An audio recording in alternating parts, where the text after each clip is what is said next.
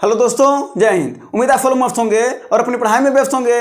आज आप सभी को मैथ का प्रैक्टिस कराया जाएगा एसएससी जीडी के लिए, जो नवीन पैटर्न है। यानी 25 क्वेश्चन पहले पूछा जाता था, अब 20 क्वेश्चन पूछा जाएगा। तो वही 20 क्वेश्चन का हम लोग प्रैक्टिस करेंगे एसएससी जीडी के लिए। और ये प्रैक्टिस आपकी पर डे इसी टाइम में आपकी चलती रहेगी जब तक कि आपके एग्जाम होंगे। तो आइए दोस्तों, और सबसे पहले हम आपका पहला क्वेश्चन लेते हैं और देखते हैं कि आपका पहला क्वेश्चन क्या है। जरा देखिए पहला क्वेश्चन क्या करा एक संख्या दे रखा है, देखिए आपको देख रहा होगा। और हाँ, इसके आंसर आप लोग देते रहिए और बाद में बताइएगा जरूर कि आपके कितने प्रश्न सही हुए हैं, ठीक है ना। तो देखिए क्या क्या संख्या है, यही एक संख्या है, ठीक है। तो कह रहा है कि इसी का वैल्यू बताओ, इसी का वैल्यू बताओ कब, जब यह 9 से पूर्णतः विभाज्य हो। अब हम आपको बताते हैं कि अगर कोई भी संख्या 9 से पूर्णतः विभाज्य होती है तो उसका योग 9 से कटना चाहिए, ठीक है ना। इसका मतलब क्या हुआ, यानी हम 4 को 8 को इन सभी को क्या कर लें, हम जोड़ दें, ठीक है। चलिए अब इसको जोड़ लेते हैं। तो देखिए 7 3 कितना हो गया, 10 हो गया, 10 6 16, 16 1 17 और 17 8 आपका कितना हो गया, 25 हो गया। अब 25 4 हो गया 29। अब देखिए 29 प्लस ए आ गया।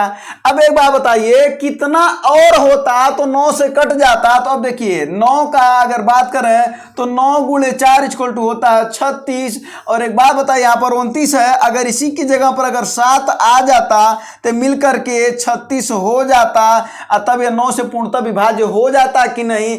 अर्थात ए का वैल्यू आपको कितना मिल गया, वो मिल गया 7, और यही आपका आंसर होगा, ठीक है ना। तो ये ऐसे क्वेश्चन आपके पूछे जाते हैं। तो 9 से विभाज्यता का नियम क्या हुआ, उसको नोट करके लिखिएगा कि सभी संख्याओं को योग अगर 9 से कट जा रहा तो पूरी की पूरी संख्या भी 9 से कट जाती है। यही 3 का भी नियम है, यानी सभी संख्याओं का योग अगर 3 से कट जा रहा है, अगर उसे जोड़ा जाए तो वो 3 से क्या होती है, कट जाती है पूरी संख्या भी, ठीक है ना। और अगर बात करें 4 का और 8 का, तो 4 और 8 में क्या करते हैं, केवल और केवल देखते हैं 2 अंक। 4 में देखते हैं केवल 2 अंक और 8 में देखते हैं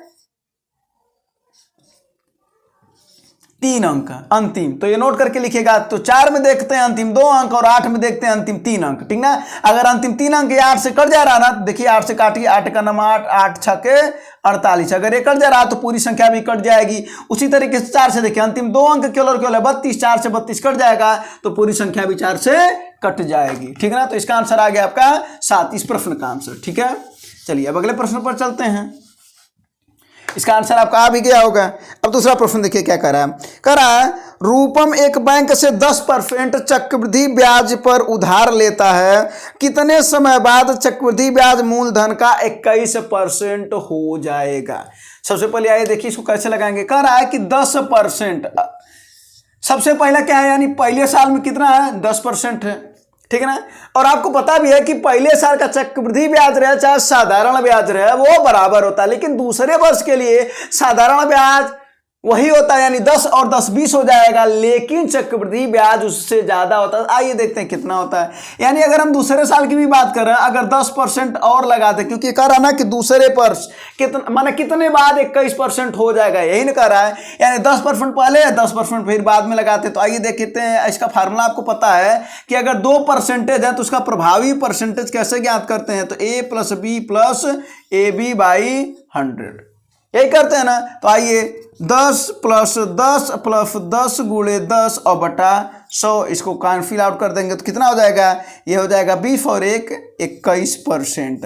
अर्थात 21% हो गया कि नहीं हो गया, हो गया ना। यानी 10% वाला 21% हुआ है कितने साल में, तो पता चला आपको कि 2 वर्ष में हो गया। इसका आंसर आ गया 2 वर्ष, ठीक है ना। एक और तरीका है आपका, अगर आप चाहें तो इसको बेसिक मेथड से कैसे लगा सकते हैं। तो आपको बेसिक मेथड में पता है फार्मूला कि a बराबर होता है P1 + R/100 होता है, जहां a मिश्रधन होता है आपका, P मूलधन होता है, R रेट होता है और n समय होता है। अब देखिए यहां पर क्या कह रहा है कि 10% चक्रवृद्धि ब्याज पर उधार लेता है और उसके बाद से 21% उसका चक्रवृद्धि ब्याज हो जाता है। यानी अगर मूलधन अगर हम 100 मान लें तो ब्याज कितना हो रहा है हमारा, तो ब्याज की बात करें अगर तो वो हो रहा है 21% इसका, यानी 100 का 21% होगा 21, 100 का 21%, 21 तो ही होगा ना, क्योंकि 21% ब्याज है, 21 हो गया। तो मिश्र धन कितना हो जाएगा आपका, तो 100 प्लस 21 अर्थात हो जाएगा 121। बोलिए कोई दिक्कत नहीं। अब यहाँ पर रख दीजिए तो कितना हो जाएगा, 121 बराबर 100 और 1 प्लस आर का वैल्यू कितना है, 10% ही तो है, 10/100 टू द पावर n कर देंगे। ये इधर चला जाएगा 121/100 बराबर, इससे कट जाएगा 10 क्रम 10 और 1 11/10 पर n हो जाएगा। अब देखिए ये 11/10 पर 2 घात है कि नहीं है, ये 11 का वर्ग होता है और ये 10 का वर्ग होता है, तो इस पर 2 घात है और ये 11/10 पर n घात है। आधार बराबर है तो घात भी बराबर होंगे, अर्थात 2 वर्ष आ गया। तो ये हुआ बेसिक, लेकिन आपको जल्द से लगाने हैं तो ये याद रखे रहिएगा कि आपको इस तरीके लगाने, यानी प्रभावी परसेंट 10% का कितना होता है 21, तो आप वहीं पर मान सकते थे कि 2 वर्ष में 21% हो जाता है चक्रवृद्धि ब्याज। और साधारण ब्याज की बात करता तो केवल 20% होता है ना। चलिए ये समझ में आया होगा। चलिए अब अगला क्वेश्चन देखते हैं। अगला क्वेश्चन इसी पर है, ठीक है, जरा देखिए करा है। यदि दूसरे वर्ष के लिए चक्रवृद्धि ब्याज 240 रुपया, दूसरे वर्ष के लिए, पहले वर्ष की बात नहीं कर रहा है, ये दूसरे वर्ष की बात कर रहा है, न कि कुल वर्ष की बात कर रहा है, दोनों वर्ष को भी बात नहीं कर रहा है। सबसे पहले आपको सवाल को समझना होता है, ठीक है ना।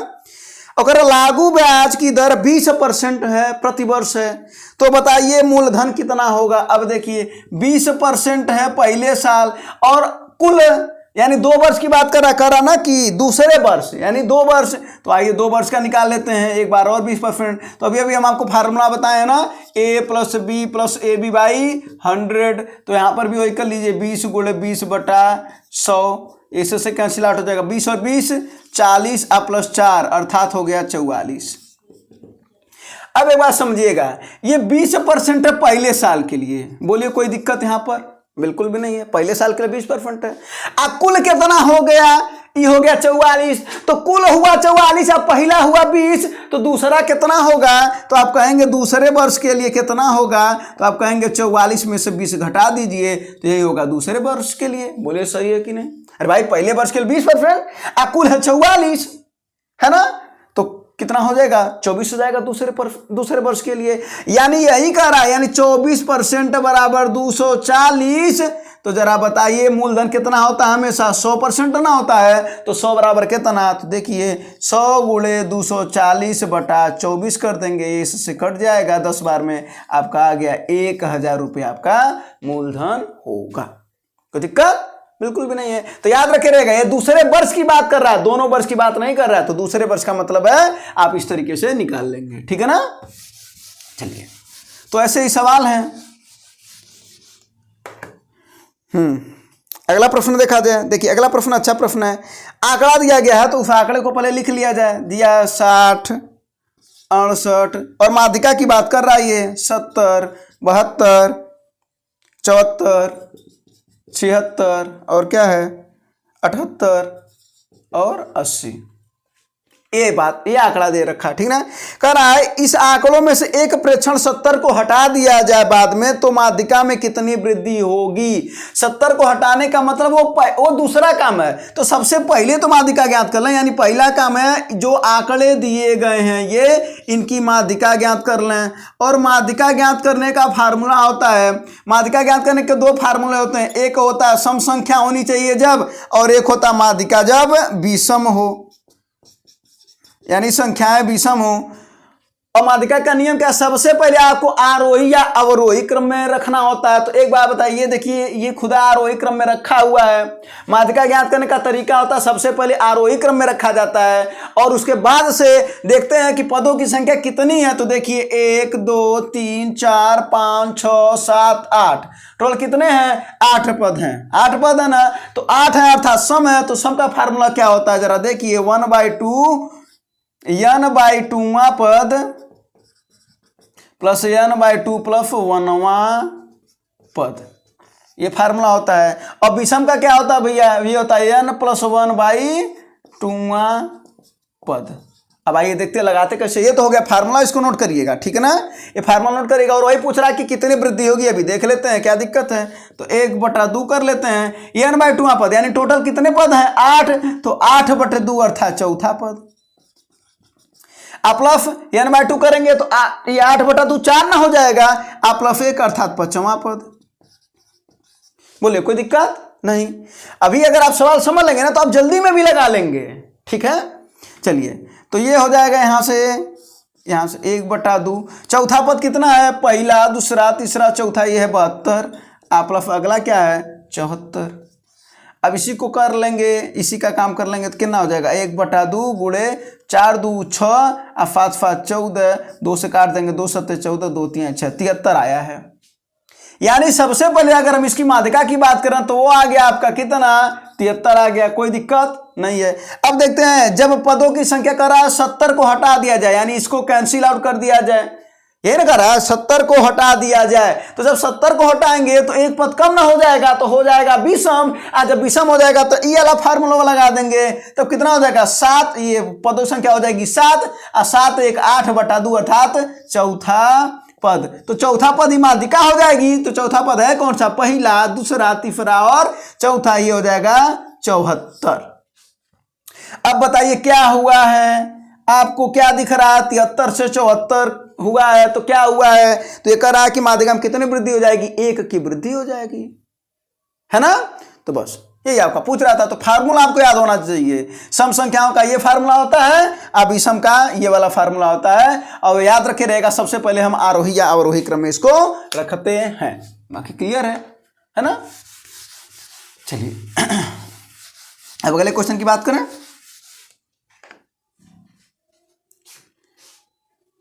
और साथ साथ में आप लगाते भी रहिए, ठीक है ना। हम तुरंत लगवा देते हैं ताकि आप भी तुरंत लगाते रहिए, और आपका आंसर जो आया तुरंत आप कमेंट बॉक्स में बता दिया करिए, ठीक है। चलिए कह रहा है एक निश्चित धनराशि का साधारण ब्याज उसके मूलधन के 16/25 गुना है। यदि ब्याज की दर और अवधि दोनों बराबर हो तो ब्याज की दर और अवधि ज्ञात करिए। यानी जो ब्याज की दर है वही समय भी है, यही बात कर रहा हूं। और कैसा है ये, साधारण ब्याज है। कौन सा ब्याज, साधारण ब्याज। और क्या करा, मूलधन का 16/25 गुना। तो हम आपको बता देते हैं कि अगर कभी भी ऐसा सवाल दिया रहा है कि मूलधन का 16/25 गुना ब्याज है, तो जो नीचे वाला उसको मान लेते हैं मूलधन, और जो ऊपर वाला उसको मान लेते हैं ब्याज। तो कितना है 16।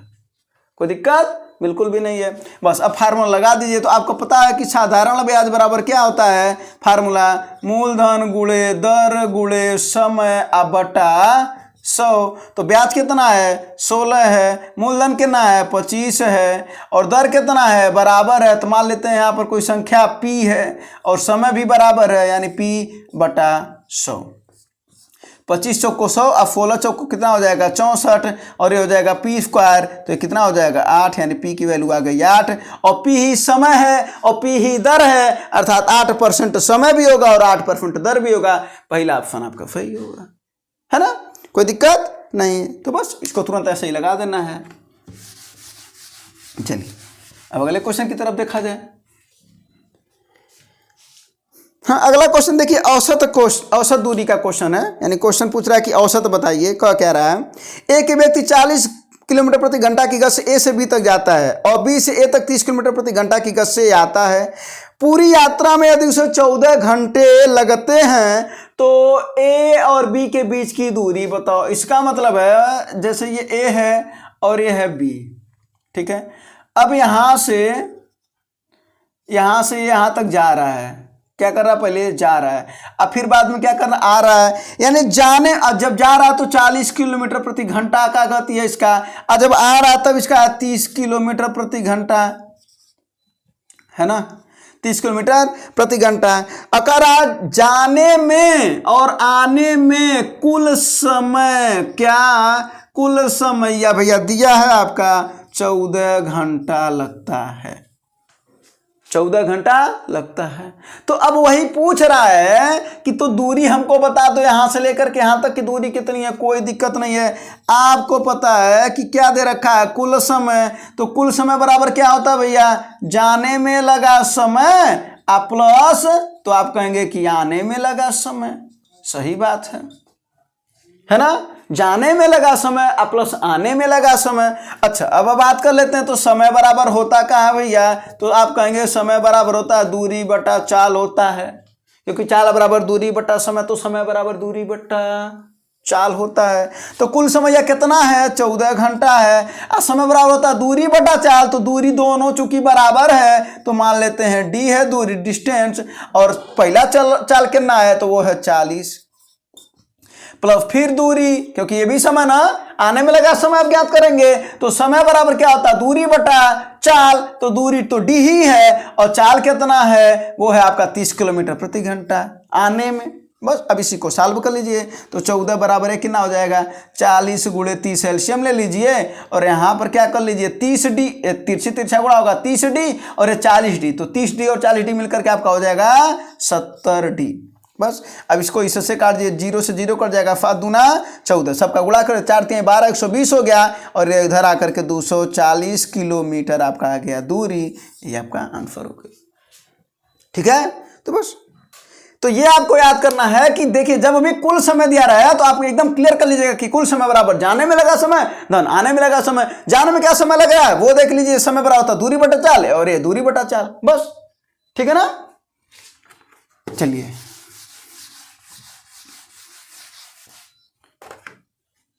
चीजें समझ में तो आ रही हैं। अगला देखिए कह रहा है जीवन ने अपने कमरे की एक दीवार को स्वयं द्वारा ली गई तस्वीरों से भर दिया। एक तस्वीर खरीदा और पूरा लगा डाला, पूरे दीवार पर लगा डाला, चिपका डाला पूरा दीवार पर। ठीक है ना। कह रहा एक तस्वीर का आकार है 21 गुणे 18, एक तस्वीर का आकार है 21 गुणे 18 सेंटीमीटर का है और वो 6 तस्वीर का उपयोग करता है। कितने तस्वीर का उपयोग करता है 6, और उससे उसका पूरा दीवार भर जा रहा है। कह रहा है यानी कहीं भी जगह नहीं छूट रहा है। तो कह रहा है दीवार का क्षेत्रफल बताओ। तो महाराज जो उस पर हम तस्वीर लगाए हैं अगर पूरा का पूरा ढक गया तो जो उसका क्षेत्रफल वही दीवार का क्षेत्रफल। सही है ना। तो इतना है कि फोटो का आकार नहीं तस्वीर का आकार और 6 ठो और है, तो बस यही गुणा ही कर देंगे तो यही तो आपका आंसर हो जाएगा ना। तो कितना हो जाएगा ये 18 का नाम 18 को 8 1 कर लीजिए, 18 दूना 36 1 37 आ गुणे 6 कर लीजिए, तो 6 8 48 4 आया, 6 फते 42 4 46 कितना आया, फिर 4 आया, 6 त्रिक 18 4 2268। ठीक ना, वर्ग सेंटीमीटर क्षेत्रफल होता है वर्ग सेंटीमीटर, तो 2268 आपका आंसर हो जाएगा। कोई दिक्कत नहीं है। बस तो जो तस्वीर लगाया भाई उसके दीवार का एरिया होगा, है ना। चलिए तो ऐसे ही क्वेश्चन आते हैं। हाँ अगला क्वेश्चन देखिए क्या करा यदि एक त्रिभुज का क्षेत्रफल 1815 सेंटीमीटर है तो उसके आधार और संगत ऊंचाई का अनुपात दे रखा 5:6, तो त्रिभुज क्या ऊंचाई पूछ रहा है। अब आपको सबसे पहले बताते हैं कि त्रिभुज का अगर क्षेत्रफल की बात करते हैं तो फार्मूला क्या होता है 1/2 आधार गुणे ऊंचाई, यही होता है ना। अब देखिए आधार और ऊंचाई में संबंध दे रखा है भैया, कितना दे रखा है आधार और ऊंचाई में 5:6 का। अगर हम इसको मान लें x तो ये हो जाएगा 5x और ये हो जाएगा 6x। कोई दिक्कत अलग अलग बिल्कुल नहीं है दिक्कत। चलिए तो त्रिभुज का क्षेत्रफल दिया कितना है, ये दिया 1815 दिया ना। हाँ रख दीजिए अब इसी फार्मूले में 1815 दे रखा है, 1/2 दे रखा है, आधार का मान कितना है 5x है और ऊंचाई कितना है 6x है। कोई दिक्कत बिल्कुल भी नहीं, 2 3 6 हो गया, ये 5 से कट जाएगा ना। चलिए ये 5 से इसको काट दीजिए तो कितना बार में कटेगा 5 3 15, 3 बचा, 5 छक्के 30, 5 3 15, फिर 3 से कट जाएगा, 3 1 का नाम 3 3 दूना 6, ये आ गया x और x का मान x स्क्वायर, यानी 121 बराबर आ गया x स्क्वायर। तो x की वैल्यू कितनी आ गई भैया, ये 11 का वर्ग ना होता है 121, तो x की वैल्यू आ गई 11। अब देखिए पूछ क्या रहा है, अब पूछो त्रिभुज की ऊंचाई बताओ, तो त्रिभुज की ऊंचाई यही ना 6x, तो कितना हो जाएगा 6 गुणे 11 अर्थात 66। अगर वही आधार पूछा होता तो 5 गुणे 11 अर्थात 55 हो जाता। अगर योग पूछा रहता तब हम क्या करते दोनों को जोड़ देते, है ना, तब 121 हो जाता। देखिए इसी के बराबर आ गया, क्षेत्रफल के बराबर ही आ गया, 6 5 11 6 5 11 12। ठीक है ना। तो जो पूछता वो आंसर हो जाता, लेकिन यहाँ पर क्या पूछा ऊंचाई, तो आपका आंसर हो जाएगा 66। ठीक ना, तो ये फार्मूला नोट करके लिखिएगा। चलिए चलिए जरा इस सवाल को लगाइए। हाँ ये देखिए सवाल अच्छा सवाल है ना। अब इसमें अगर आपको फार्मूला नहीं पता तो फिर सवाल नहीं लगा पाएंगे, अगर फार्मूला पता तो आप सवाल में कुछ है कर लेंगे, और अगर आप लगा भी सकते हैं सवाल को। जरा देखिए क्या कर रहा है, एक कमरे की लंबाई उसकी चौड़ाई की 2 गुनी। हाँ ठीक है, अच्छी बात है, और चौड़ाई उसकी ऊंचाई की 1/3 है। चलिए ये भी अच्छी बात है। यानी देखिए एक दिया है क्या लंबाई चौड़ाई और ऊंचाई, ठीक है ना। अंतिम में क्या कर रहा है कि चौड़ाई ऊंचाई का 1/3 है, चौड़ाई ऊंचाई का 1/3 है, यानी चौड़ाई कम है। तो अगर हम इसको 1/3 में हमेशा 3 के रेशियो में कुछ मानिएगा, जैसे 3, 6, 9, 12, यानी हम ऊंचाई मान लो 3, तो देखिए 3 का 1/3 निकालेंगे तो ये हो जाएगा 1, कोई दिक्कत बिल्कुल भी नहीं है, और ये 1/3 है भी इसका, है ना।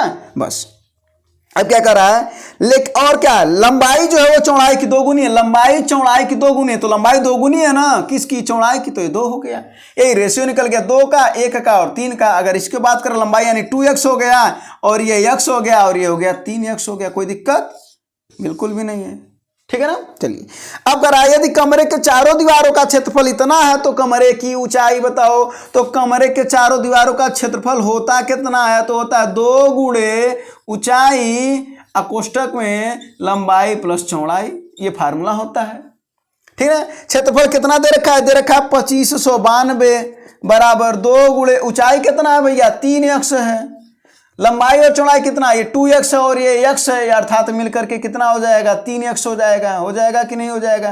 भाई लंबाई और चौड़ाई 2x plus x equal to 3x, ठीक है ना। चलिए अब कारनामा करना शुरू कर दीजिए।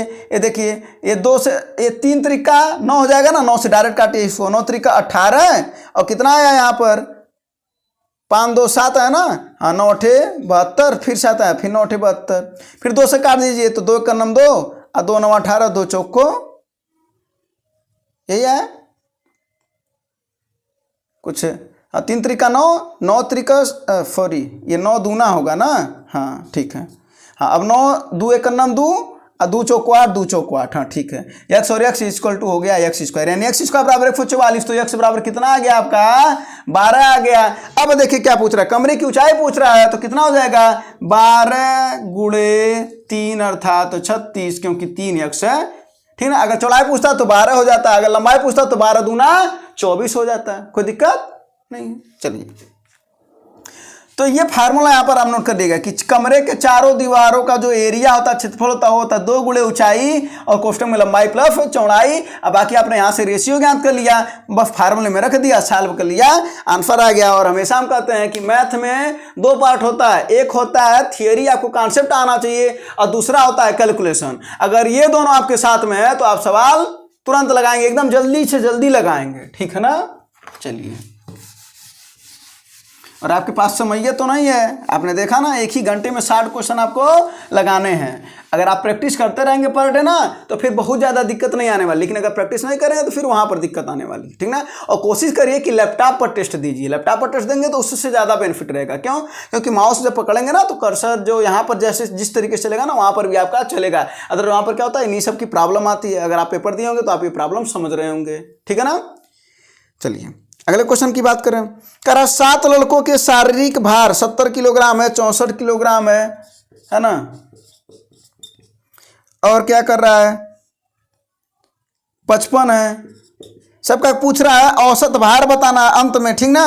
तो सबको ऐड करते चले रहे हैं, 81 है, फिर कितना है 45 है, फिर कितना है 76 है, फिर कितना है 92 है। तो पूछ रहा है इसी का औसत भार बताओ। अब देखिए 1 2 3 4 5 6 7 लोग हैं, तो बटे क्या कर देंगे 7, और ये हो जाएगा आपका औसत भार निकल जाएगा ना। तो बस इन सभी को आप जोड़ लीजिए, अब बटे 7 से भाग दे देंगे तो आपका आंसर आ जाएगा। तो देखिए जरा 6 2 8 8 5 13 13 1 14 14 5 19 और 19 4 23 को 3 आया 2 7 6 13 13 5 18 18 8 26 सॉरी 18 8 26 26 4 30 और 30 7 35 और 35 9 आपका हो गया 46, यही ना, हाँ 46, और 46 2 48, ये आ गया। 5 काट दीजिए, 5 6 के 42 हो गया, और यहाँ पर कितना बचा 6 और 7 9 63 आ गया आपका 69, यही औसत भार आ गया 69, ठीक है। चलिए तो ये हो गया। तो औसत भार में करना क्या आपको, बस जोड़ देना है सभी को, और जितनी संख्या है उतने से भाग देना। 7 लोगों का पूछ रहा था, 7 से आपने भाग दे दिया, कोई दिक्कत नहीं है। अगला क्वेश्चन देखिए, और आपके मेंसुरेशन के भी क्वेश्चन आते हैं, है ना। हाँ तो देखिए क्या करा है, 28 सेंटीमीटर त्रिज्या वाले एक लंबवृत्तीय शंकु का वक्र पृष्ठीय क्षेत्रफल इतना है, तो शंकु का तिर्यक ऊंचाई बताओ। तो अगर हम जब तक शंकु का अगर हम वक्र पृष्ठीय क्षेत्रफल नहीं जानेंगे, ठीक है, तो फार्मूला हम कैसे लगा पाएंगे? बिल्कुल नहीं लगा पाएंगे। तो फार्मूला ये होता है ना। अगर आयतन की बात करें तो क्या होता है, 1/3 पाई आर स्क्वायर एच होता है, ठीक ना। संपूर्ण पृष्ठ की बात करें तो उसको भी फार्मूला लिख लीजिएगा, वो क्या होता है, पाई आर कोष्टक में एल प्लस आर होता है, ठीक है ना, ये याद रखे रहिएगा। तो वक्र पृष्ठ का क्षेत्रफल कितना दे रखा है, ये दे रखा है 4664 बराबर ये हो जाएगा 22/7, ये पाई का मान होता है। अब क्या पूछ, आर का मान दे रखा है 28 और पूछ रहा है तिर्यक ऊंचाई बताओ। तो लो ये यल ही तिर्यक ऊंचाई होता है, यल ही तिर्यक ऊंचाई होता है। और शंकु में देखिए ये आर होता है त्रिज्या, यच होता है ऊंचाई और यल होता है तिर्यक ऊंचाई, तो ये याद रखे रहेगा। और फार्मूला होता है तिर्यक ऊंचाई का, वो भी लिख लीजिएगा, एल स्क्वायर बराबर होता है H square plus R square, इन तीनों में संबंध भी होता है, ठीक है ना। चलिए अब इसको सॉल्व कर लेते हैं। तो ये हो जाएगा 11 दूना 22 और 11 चौके 44, 2 आया ना, और 11 दूना 22, 11 चौके 44 हो जाएगा, ठीक ना। फिर 2 से काट दीजिए इसको, तो 2 दूना 4, 2 1 का नाम 2, 2 दूना 4, 7 चौको 28, 4 से कट जाएगा ना। अब ये भी नियम बताया, अंतिम वाला कट रहा तो पूरा कट जाएगा। कितना हो जाएगा, 4 5 20 और 4 तिहाई 12, 53 आ गया। यल का मान काटना है आपको बस, केवल अगर आपको ये फार्मूला पता है तो आपको करना क्या है, केवल कैलकुलेशन, और कैलकुलेशन में आप माहिर हैं, है ना, वो तो कर ही सकते हैं। तो आपका आ गया 53 सेंटीमीटर। तो फार्मूला नोट करिएगा, ये पूरा फार्मूला नोट कर लीजिएगा, ठीक है। चलिए अब अगला क्वेश्चन को लगाइए जरा। अगला क्वेश्चन देखिए क्या कर रहा है। ये देखिए कैलकुलेशन वाला सवाल है। कह रहा आर का वैल्यू दे रखा है कितना, 91 पर कितना घात दे रखा है भैया, 4 दे रखा है। फिर कितना दे रखा है, 85 पर 5 दे रखा है। ऐसे सवाल समझ में आ रहा है तो बिल्कुल लगाइए, समझ में आ रहा तो बड़ी अच्छी बात है, नहीं समझ में आ रहा तो यहाँ पर देखिए। चलिए ये 119 पर कितना हो जाएगा भैया, 11 और यहाँ पर है 69। हाँ बस अंक को एक बार लिख लिया जाए, उसके बाद फिर बस। अब करा मौसा याद करें, मौसा होता क्या, जो दोनों में हो वही तो मौसा होता है ना। आइए तो आर को जरा सॉल्व करते हैं। सबसे पहले आर को देखिए, 91 है ना, तो ये देखेंगे ना कि 91 का पार्ट कितने कितने में है, यानी इसका हम अभाज्य गुणनखंड ज्ञात करेंगे। तो 91 का क्या होगा, तो होता है 7 × 13 91 होता है, यानी 7 पर कितना हो जाएगा 4 और 13 पर भी हो जाएगा 4। ये समझ में आया कि नहीं आया, नहीं समझ आया तो इसे देखिए 7 × 13, 13 7 91 होगा कि नहीं होगा, बिल्कुल होगा। और इस पर कितना घात है, 4 घात है। तो ये बताइए जब दोनों पर ये घात 4 है तो 7 पर अलग 4 और 13 पर अलग 4 हो जाएगा कि नहीं होगा, बिल्कुल होगा। चलिए ये हो गया। अब ये देखिए ये कितना होता है, 5 × 17 85 होता है ना, 17 × 5 85। तो 5 पर कितना घात हो जाएगा, तो अब कहेंगे 5 और 17 पर कहेंगे 5। अब समझ में आ गया होगा। अब 38 में देखिए 2 × 19 होता है ना, तो 2 पर हो जाएगा 10 और 19 पर हो जाएगा 10, हो जाएगा ना। 19 दूना 38, तो दोनों पर घात है 10 10, तो अलग अलग हो जाएगा। ये लोग अलग आ रहे हैं, है ना, अलग अलग हो रहे हैं। अब देखिए 52, ये क्या होता है, 13 चौको 52 होता ना, तो 4 × 13 होता ना। अब यहाँ पर देखिए थोड़ा सा समझिएगा, 4 × 13 होता है 52, ठीक है, और इस पर 6, तो ये हो जाएगा 4 पर 6 × 13 पर 6। तो 4 पर 6 का मतलब होगा ये 2 पर 2 है ना, तो 2 पर 2 घात है और उस पर 6 घात है, तो घातों का घात होने पर घातों का गुणा कर देते हैं। तो कितना आया ये आ गया 2 पर 12 × 13 पर 6 आया है। अर्थात यहाँ पर लिखेंगे 2 पर 12 × 13 पर 6, कोई दिक्कत नहीं। अगला देखिए 119, ये 17 7 119 होता है, तो यानी 7 पर 11 × 17 पर 11। यह होता है 3 × 13 13 तिहाई, अरे सॉरी 23 तिहाई, 23 तिहाई 69 होता है ना, तो 3 पर कितना हो जाएगा 11 × 23 पर हो जाएगा 11। बस अब इसी में से आप मौसा छांटिएगा। अब मौसा उसी को कहते हैं जो दोनों जगह हो। तो सबसे पहले आइए शुरू करते हैं, कहाँ से शुरू करते हैं, ऊपर वाले से शुरू करते हैं, किनारे से 7 वाले से शुरू करिए। देखिए 7 पर यहाँ पर 4 है और नीचे 7 पर 4 है कि नहीं है, 7 पर 11 है तो 4 तो है ही, इसका मतलब है कि 7 पर 4, पहला बात ये हो गया, इसका काम बन गया। अगला 13 पर 4, अब देखिए 13 पर 4 ऊपर में है और नीचे में 13 पर 4 है कि नहीं है, बिल्कुल है। 4 से ज्यादा ये 6 है तो कम वाला लेंगे तो 4 लेंगे, यानी 13 पर 4 ले लेंगे। 5 पर 5 ऊपर है, नीचे में कहीं 5 है, बिल्कुल नहीं, तो ये होगा नहीं करेगा, ठीक है ना। 17 पर 5 है, नीचे कहीं 17 है, हाँ बिल्कुल है, तो 17 पर यहाँ पर 5 है, यहाँ पर 17 पर 11 है, तो 17 पर हम 5 ले लेंगे, कोई दिक्कत बिल्कुल नहीं। अगला वाला देखते हैं, यहाँ तक तो हो गया काम। अब देखिए 2 पर 10, ऊपर 2 पर 10 है और नीचे 2 पर 12 है, बिल्कुल सही है, 2 पर 10 ले लेंगे। अगला देखते हैं 19 पर 10, 19 है क्या नीचे? बिल्कुल नहीं है, बस। अब जब ऊपर से देख ले नीचे नहीं, तो नीचे वाला ऊपर होगा क्या? अब बिल्कुल नहीं होगा, तो यही आपका आंसर हो जाएगा जिस भी ऑप्शन में दिया रहा है। तो बस 2 को पहले लिख देंगे, तो 2 पर 10, फिर 7 पर, फिर ये आपका ऑप्शन नंबर कौन सा? तीसरा है ना। चलिए, तो इसको समझ में आया आपको करना क्या? इसको अलग अलग करना था और कुछ नहीं करना था, ठीक है। चलिए, इसका भी आंसर आपको मिल गया। अब बात करते हैं अगले क्वेश्चन की। हाँ, अगला फल देखिए, अगला फल क्या कर रहा है कि सबसे बड़ी 4 अंकों की संख्या कौन सी है जो 15, 32 और 48 से कट जाए? 15, 32 और 48 से, ठीक है ना। अब देखिए, सबसे पहले इसको क्या करेंगे? सबसे पहले इसका क्या ज्ञात कर लीजिए, वो ज्ञात कर लीजिए आप इसका लॉस, ठीक है ना। आइए देखते हैं कैसे ज्ञात करते हैं। तो 15, 32 और 48 2 से सबसे पहले काटिए, तो कटेगा नहीं। ये कितनी बार में कटेगा? ये 16 बार में, ठीक है ना। और ये कितनी बार? 2 दूना 4, 2 चौको 8, फिर 2 से काटिए, 15, 8 और कितना हो जाएगा? 12 बार में कटेगा, फिर 2 से काटिए। जब तक कट रहे हैं ना, और सबसे पहले अभाज्य संख्याओं से काटते हैं 6, फिर 2 से काटिए, 15 हो जाएगा। ये 2 दूना 4, 2 3 6, फिर 2 से अभी एक बार और कट जाएगा ना, 15, 51, 3। अब 3 से काटेंगे, 3 × 5 = 15, 51, और ये 5 से अब कट जाएगा। ये कट गया। अब देखिए इसका क्या याद कर लेंगे, सबका गुणा कर ले। तो 5 3 15, 15 दूना 30, 30 दूना 60, दूना 120, दूना 240, दूना 480। ये 480 आया लॉस है, यानी 15, 32 और 48 से वो कौन सी संख्या है जो पूर्ण रूप से कट जाएगी? तो वो है 480। अब इसी 480 से 4 अंकों की सबसे बड़ी संख्या को काटेंगे। और 4 अंकों की सबसे बड़ी संख्या है कौन सा है? 9999। तो कितनी बार में कट जाएगा? ये देखा जाए तो 2 बार में। तो कितना हो जाएगा? 2, ये हो जाएगा ना, हाँ, 2 0 और 2 8 16 का 6 1 आया, और 2 चौक 8 1 9 आया, ये 9 हो गया, ये 3 आ गया, और ये तो कट गया और 9। अब देखिए ये इससे कम है, तो यही नाशेष हो गया। अब एक बात समझिए कि 9999 480 से कट तो जाता, लेकिन कब? जब 399 न रहता। न रहने का मतलब है कि इसको क्या कर दिया जाए? घटा दिया जाए। तो माइनस कर दीजिए, तो कितना हो जाएगा? ये 0 और 9 में से 9 हो जाए 0, ये 6 और ये 9600, यानी आपका आंसर आ जाएगा 9600। तो तरीका आपको पता चला क्या करना है। ऐसे सवाल में सबसे पहले उसका ज्ञात करते हैं लॉस, और लॉस से जितना कहेगा, यानी 4 अंकों की बड़ी संख्या कहेगा तो 4, 5 अंकों का कहेगा तो 5, उसको काटेंगे, और अगर जितना शेष आएगा वही से इसको घटा देंगे, तो वही संख्या क्या होगी? सबसे बड़ी संख्या होगी, जो इन सभी संख्याओं से कट जाएगी। 4 अंकों की सबसे बड़ी संख्या, ठीक है ना। चलिए, तो इसका आंसर आ गया आपका 9600। चलिए अब अगले क्वेश्चन की बात करते हैं।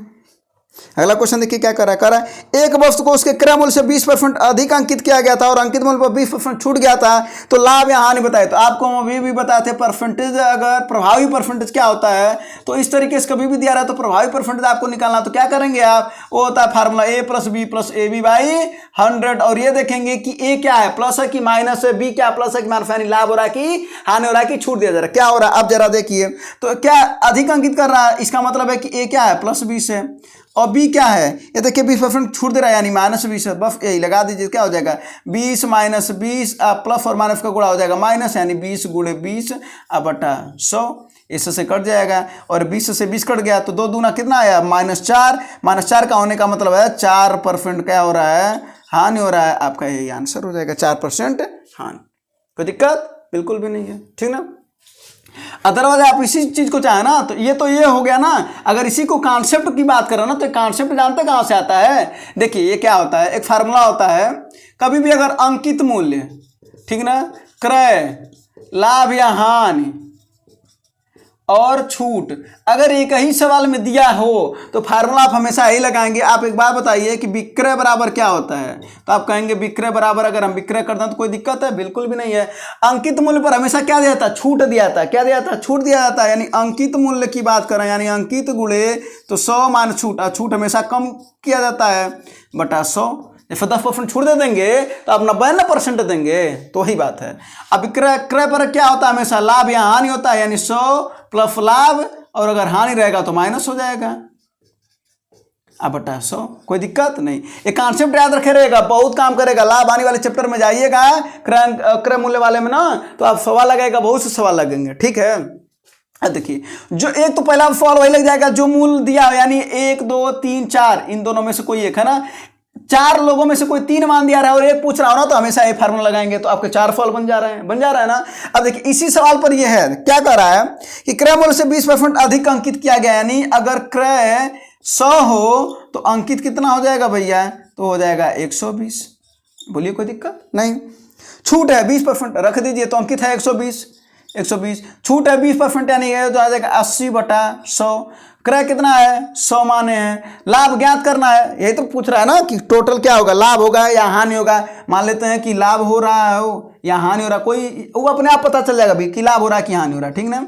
बस प्लस कर दीजिएगा, 100 से 100 कट गया, ये देखिए 00 से 00 कट गया, 12 8 96, 96 बराबर हो गया 100 प्लस यक्स, ये 100 को इधर भेज देंगे तो 96 माइनस 100 करेंगे ना बराबर यक्स, तो कितना आया -4 बराबर यक्स। तो -4 क्या रिप्रेजेंट कर रहा है, क्या दिखा रहा है कि हानि हो रहा है। तो कॉन्सेप्ट यहाँ से आते हैं, ठीक ना, लेकिन हम लोग जनरली डायरेक्ट वहां से लगाते हैं, ठीक है ना। इसी पर अगला सवाल है, जरा उसको देखिएगा। एक दुकानदार एक वस्तु का क्रय मूल्य 60% अधिक अंकित करता है, 10% छूट देता है, लाभ परसेंटेज बताइए। एकदम इसी पर है, तो इस सवाल का आंसर आप लोग दीजिएगा, ठीक है ना, एकदम इसी जैसे।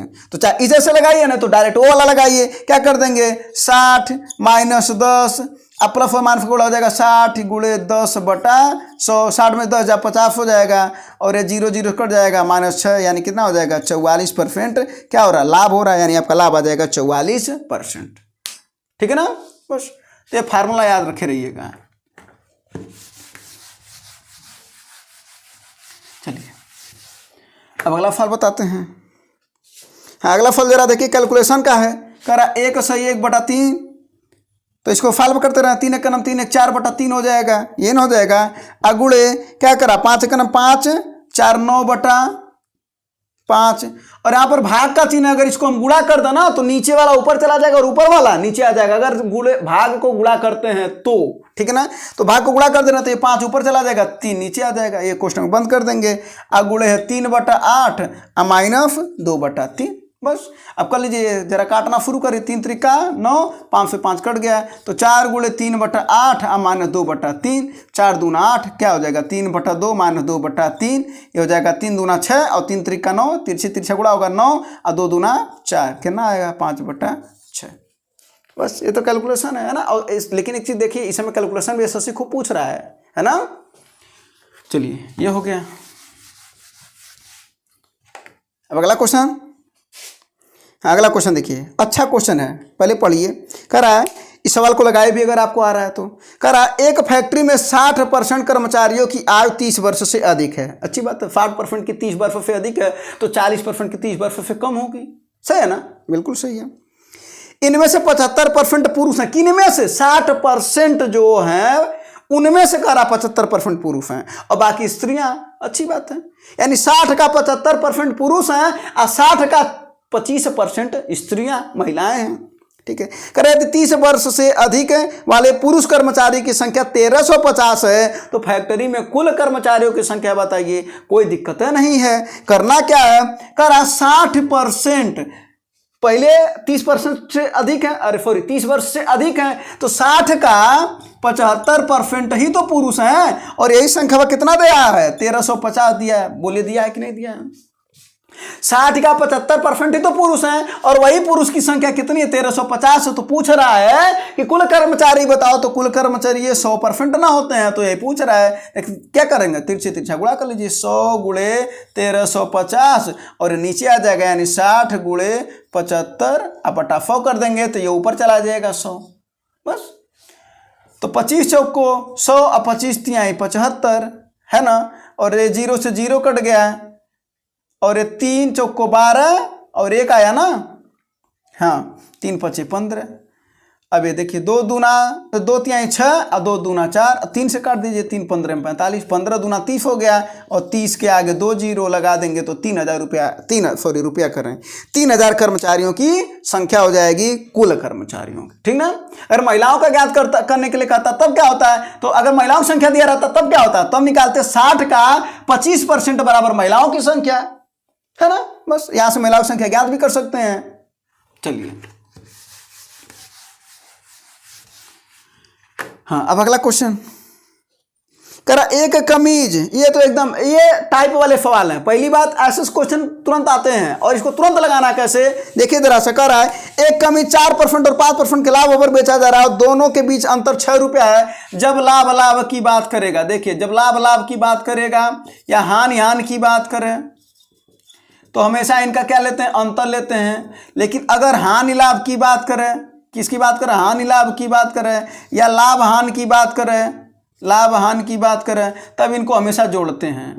तो यहाँ पर किसकी बात समझ में आ रहा है, यहाँ पर क्या करा, देखिए दोनों लाभ की बात करा तो दोनों लाभ की बात करा तो इनका क्या लेंगे अंतर, यानी 4 और 5 का अंतर कितना होगा 1%। तो 1% बराबर वही दे रखा है 6 रुपया, तो 1% बराबर 6 रुपया तो 100% बराबर आपको नहीं दिख रहा है 600 रुपया, है ना। अगर 1% बराबर 6 तो 100% बराबर 600 रुपया। अगर वही लाभ हानि देता तब इनको क्या करते, जोड़ लेते।